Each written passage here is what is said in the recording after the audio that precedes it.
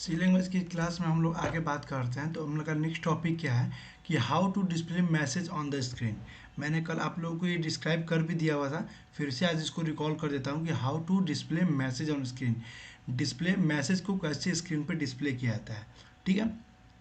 तो मैसेज को डिस्प्ले पे स्क्रीन करने के लिए हम लोग का जो मेथड होता है उसको बोलते हैं प्रिंट एफ। मैंने कल बताया हुआ था कि प्रिंट एफ ब्रैकेट और डबल कोट के अंदर जो भी हम लिखते हैं वो हमारा मैसेज होता है, ठीक है। तो प्रिंट एफ ब्रैकेट के अंदर डबल कोट के अंदर हम जो भी चीज़ लिखेंगे वो हमारा मैसेज होगा, और लास्ट में सेमीकोलन लगाएंगे तो वो चीज़ हमारा क्या होगा, डिस्प्ले होगा, वो हमारा मैसेज प्रिंट होगा स्क्रीन पे, ठीक है। और यहाँ से आप देख लेते हैं सी लैंग्वेज को प्रोग्राम को लिखने के लिए सबसे पहले हेडर फाइल लगाएंगे हैज इंक्लूड studio.h। स्टूडियो नहीं लिखिएगा, STUDI होता है, ये STDI होता है, ठीक है। तो यू नहीं होता है, इसको ध्यान दीजिएगा, ये कॉमन मिस्टेक सब किसी से ये होता है। तो STDIO.h लिखिएगा, ठीक है। ये इसका हेडर फाइल होता है सी प्रोग्राम में लिखने का।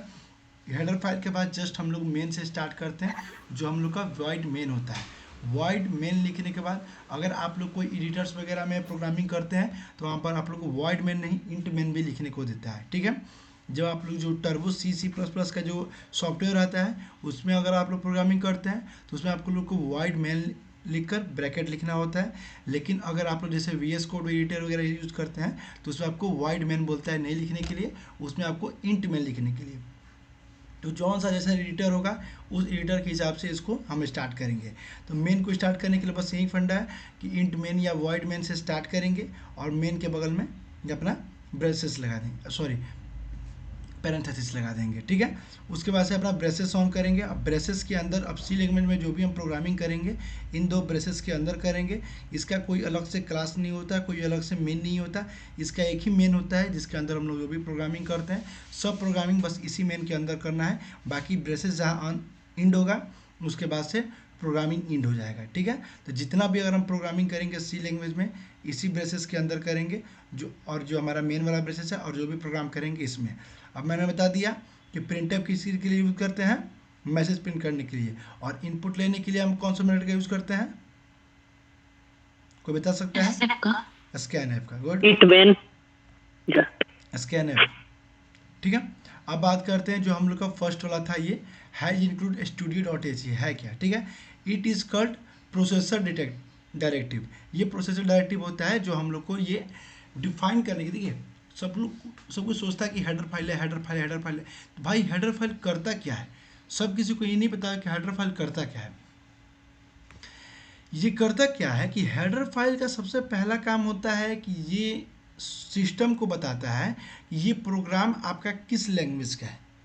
जैसे C और C++ का जो कंपाइलर होता है उसमें आप C का भी प्रोग्राम कर सकते हैं और C++ का भी प्रोग्राम कर सकते हैं। लेकिन आप यूजर से जब लिख रहे हैं तो सिस्टम को कैसे पता चलना चाहिए ये प्रोग्राम C का है या C++ का है। इसलिए सबका हेडर फाइल बताया जाता है। कि हेडर फाइल करता क्या है कि प्रोग्राम को रन करने से पहले उसको एग्जीक्यूट करता है। एग्जीक्यूट करने का मतलब हुई सिस्टम को बताता है कि ये प्रोग्राम जो है हमारा सी लैंग्वेज का है या C++ का है, उसके बाद उसके प्रोग्राम को रन करता है। तो वहीं पर यहाँ पर बात लिखा हुआ है कि it executes before run the program. यह एग्जीक्यूट होता है बिफोर प्रोग्राम को रन होने से पहले, ठीक है। ये क्या करता है, प्रोग्राम को एग्जीक्यूट करता है प्रोग्राम रन होने से पहले। हेडर फाइल का काम यही होता है, ठीक है। अब आगे बात करते हैं जो हम लोग का वॉइड मेन था, जो हम लोग का मेन पार्ट था प्रोग्रामिंग का, उसका हम देखते हैं टॉपिक। 2 पॉइंट है इसका। Program start with here, from here, sorry, ठीक है। प्रोग्राम क्या होता है, यहाँ से स्टार्ट होता है। सी लैंग्वेज प्रोग्रामिंग हेडर फाइल के बाद डायरेक्ट हम लोग मेन लिखेंगे, और मेन लिखने के मतलब यहाँ से हो गया कि हमारा प्रोग्राम यहाँ से स्टार्ट हो गया, ठीक है। It allocates an area of memory to execute the program. यह एलोकेट करता है क्या, वाइड मेन जो हमारा मेन होता है वो मेमोरी में एरिया एलोकेट करता है काजिज के लिए, प्रोग्राम को एग्जीक्यूट करने के लिए। और प्रोग्राम को एग्जीक्यूट कौन करता है, हमारा हेडर फाइल, ठीक है। प्रोग्राम को एग्जीक्यूट करता है हेडर फाइल, और वाइड मेन क्या करता है, मेमोरी एलोकेट करता है, ठीक है, काजिज के लिए, प्रोग्राम को एग्जीक्यूट करने के लिए और प्रोग्राम को रन करने के लिए। यह हमारा काम हो गया वाइड मेन का। अब बात करते हैं ये जो हमारा ओपन कर्ली ब्रेसेस है और क्लोज कर्ली ब्रेसेस है, ठीक है। Helps to allocate an area of memory. जो हमारा ओपन कर्ली ब्रेसेस होता है वो हेल्प करता है क्या चीज़ के लिए, मेमोरी में एरिया एलोकेट करने के लिए। इसका मतलब जो हमारा वॉइड मेन होता है वो तो एलोकेट करता है, लेकिन जो हमारा ओपन और क्लोज कर्ली ब्रेसेस होता है वो हेल्प करता है मेमोरी एलोकेशन के लिए। अब आप लोग पूछेगा कि सर कैसे हेल्प करता है, जब वॉइड मेन हमारा मेमोरी एलोकेशन करता है तो ये हेल्प कैसे करता है, तो हेल्प ऐसे करता है, वॉइड मेन क्या करेगा, मेमोरी एलोकेट कर देगा, लेकिन कहाँ से और कहाँ तक एलोकेट करता है वो हमारा ओपन और क्लोज कर्ली ब्रेसेस होता है। अब जैसे हमने ये प्रोग्राम लिया, अब इस प्रोग्राम में हम लोग का किया, एग्जीक्यूट करने के लिए हम लोग हेडर फाइल लगा दिए, उसके बाद हम लोगों ने वॉइड मेन से अपना प्रोग्राम स्टार्ट किया। अब जैसे ही प्रोग्राम यहाँ से वॉइड मेन लिखेंगे, ये क्या करेगा, हमारा मेमोरी में एरिया एलोकेट कर देगा कि हाँ प्रोग्राम को अब हम एग्जीक्यूट करने जा रहे हैं, ये एरिया है इसका, ठीक है। अब एरिया एलोकेट कहाँ से कहाँ तक करना है उसके लिए हेल्प करता है हमारा ओपन कर्ली ब्रेसेस और क्लोज कर्ली ब्रेसेस। ये क्या करेगा कि ओपन कर्ली ब्रेसेस जहाँ हम लगा दिए, इसका मतलब हमारा प्रोग्राम यहाँ से स्टार्ट हो गया। अब यहाँ से और इसके पहले यहाँ तक जितना प्रोग्राम होगा, ये हमारा क्या करेगा, उस पूरे प्रोग्राम को जो हम एलोकेट मेमोरी में जो एरिया एलोकेट किए हैं वहाँ पर हमारे लाकर स्टोर कर देगा। कहाँ से कहाँ तक, जहाँ से ये ब्रेसेस स्टार्ट हो रहा है और जहाँ ये ब्रेसेस एंड हो रहा है, यानी इस पॉइंट पर और इस पॉइंट तक, इस पॉइंट से इस पॉइंट के बीच तक हमारा जो भी प्रोग्राम होगा वो प्रोग्राम हमारा मेमोरी में चला जाएगा। किस मेमोरी में चल जाएगा, जो मेमोरी हमारा वॉइड मेन द्वारा एलोकेट किया गया है। और एलोकेट किस लिए किया गया है, क्योंकि हमारा क्या होता है, उसको हमें एग्जीक्यूट करना होता है, और एग्जीक्यूट कौन करता है, हमारा हेडर फाइल करता है। ये चीज़ क्लियर हो गया सब किसी को कि किसका यूज किस लिए करते हैं, सबको क्लियर? Yes sir. ठीक है। अब यहाँ पर देख लीजिए, हैज इंक्लूड क्या है, हमारा हेडर फाइल है, और स्टूडियो डॉट एच का मतलब क्या हो गया, ये स्टैंडर्ड इनपुट या आउटपुट हेडर फाइल है। जो हम स्टूडियो डॉट एच लिखते हैं हेडर फाइल में, उसको हम क्या बोलते हैं, इस चीज़ को भी ध्यान रख लीजिएगा लोग। हैज इंक्लूड क्या है, हमारा हेडर फाइल है, और ब्रैकेट के अंदर जो हमारा स्टूडियो डॉट एच है वो किसको हम क्या बोलते हैं, स्टैंडर्ड इनपुट या आउटपुट हेडर फाइल। ये इनपुट और आउटपुट का काम कौन सा करता है, हमारा स्टूडियो डॉट एच, ठीक है। और हैज इंक्लूड क्या है, हमारा हेडर फाइल है, और ये हमारा क्या है, इनपुट और आउटपुट का हेडर फाइल है। जो हम इनपुट यूजर से लेते हैं और जो आउटपुट लेते हैं उसको एग्जीक्यूट करने का काम करता है स्टूडियो डॉट एच, ठीक है।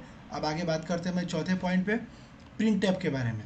प्रिंट टैब क्या है, it is use to display message on the screen, use double quote to input the text. मैंने ये पहले बता दिया कि प्रिंट टैब का यूज हम लोग करते हैं डिस्प्ले पर मैसेज को प्रिंट करने के लिए, ठीक है। और इसको यूज़ कैसे करते हैं, तो ब्रैकेट के अंदर हम लोग डबल कोट के बीच में हमें जो इनपुट देना होता है, जो मैसेज हमें टेक्स्ट को प्रिंट करना होता है वो डबल कोट के अंदर लिखते हैं, ठीक है। अब जब आप लोग जो लोग भी सी और सी प्लस प्लस का जो आप लोग यूज़ करते हैं सॉफ्टवेयर, वो टर्बो सी और सी प्लस प्लस के सॉफ्टवेयर के लिए उसका शॉर्टकट की है, ठीक है।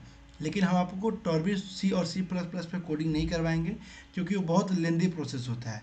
वो सॉफ्टवेयर इतना खतरनाक होता है ना कि पहले एक एक चीज़ उसमें लिखो, ठीक है, एक एक चीज़ लिखो, उसके बाद से जब उसमें एरर आएगा ना, तो सही से एरर का ये पता नहीं चलता है कि एरर हमारा है कहाँ पर। फिर प्रोग्राम को कंपाइल करो, फिर फिर प्रोग्राम को रन करो, बहुत लंबा लेंदी प्रोसेस हो जाता है। हम लोग यूज करेंगे वी एस कोड एडिटर का, ठीक है। वी एस कोड एडिटर हमारा क्या करता है कि आप फटाफट प्रोग्राम लिखने में बहुत ईजी होता है, ठीक है। आप इजीली प्रोग्राम लिख सकते हैं, और उसमें जहाँ भी एरर आता है ना, वो लिखते टाइम हो जाता है कि आपका प्रोग्राम में यहाँ पर एरर है। लेकिन टर्बोसी में ऐसा नहीं है। टर्बोसी में पहले प्रोग्राम लिखो, उसको रन करो, कंपाइल करो, कंपाइल करने के बाद उसमें बताता है कि एरर कहाँ है। लेकिन टर्बो वी एस कोड में ऐसा है कि आप प्रोग्राम लिख रहे हैं, वहीं पर आपको ऐसे मिस्टेक होता है, स्पेलिंग मिस्टेक वगैरह होता है, वहीं आपको सजेस्ट कर देता है कि आपने यहाँ पर ये चीज़ गलती की है। तो वो कैसे हेल्प करता है, इसका कुछ एक्सटेंशन होता है, सी और सी प्लस प्लस का इसमें एक्सटेंशन होता है, ठीक है। वहीं इसको क्या करता है कि उसको करते हैं, ये जो शॉर्टकट की है उन लोगों के लिए है जो लोग टर्बो सी और सी प्लस प्लस यूज़ करेंगे। जो लोग वी एस कोड यूज़ करेंगे तो वी एस कोड को इंस्टॉल कैसे करना है और सी प्रोग्रामिंग में यूज़ कैसे करना है, कल दिन में हम वीडियो बना देंगे और वीडियो बनाकर आप लोग को दे देंगे। आप लोग देख लीजिएगा लोग, और अपने सिस्टम में सी प्रोग्रामिंग के लिए कर लीजिएगा लोग। और जो लोगों के पास सिस्टम नहीं है, मोबाइल है, वो लोग सी प्रोग्रामिंग मोबाइल से भी कर सकता है, कोई दिक्कत नहीं है, ठीक है। सी प्रोग्रामिंग मोबाइल से कैसे करना है उसका एक ऐप आता है, वो ऐप हम आपको बता देंगे, उसमें कैसे प्रोग्रामिंग किया जाता है उसको बता देंगे। ये देखिए ये है हमारा वी एस कोड एडिटर है, ठीक है। वी एस कोड में क्या होता है कि यहाँ पर एक्सटेंशन होता है, ठीक है, सी और सी प्लस प्लस का एक्सटेंशन होता है। देखिए दिखाते हैं।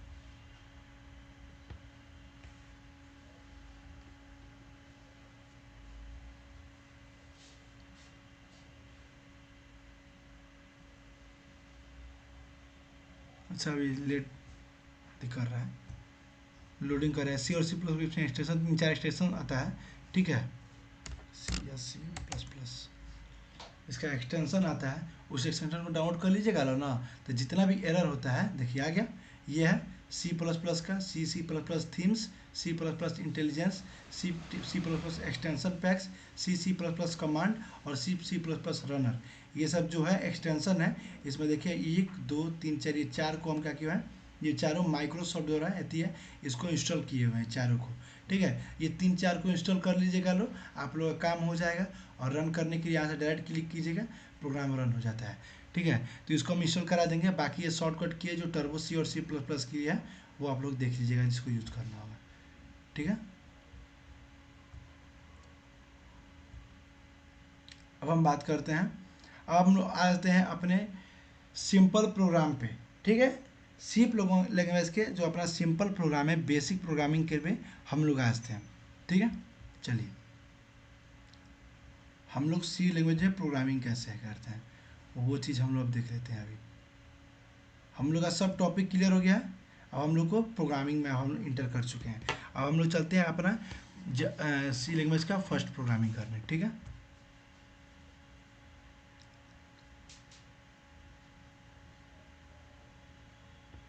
वी एस कोड आप लोग इंस्टॉल करने में बता देंगे, आप लोग इंस्टॉल कर लीजिएगा। हम लोग प्रोग्रामिंग वी एस कोड में ही करेंगे।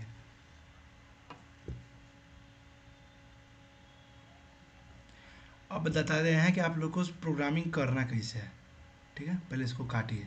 सबसे पहले एक सेकेंड होल्ड कीजिएगा।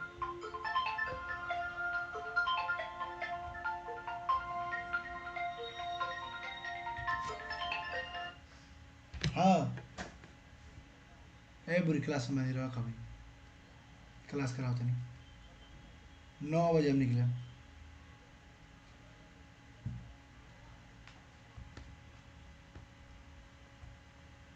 अब देखिए सबसे पहले आप लोग को अपने प्रोग्रामिंग में करना क्या है। अब हम लोग को सी लैंग्वेज प्रोग्राम को लिखना कैसे है, अब आज हम लोग ये देखते हैं, ठीक है। एक सेकेंड इसको हम कट कर दें।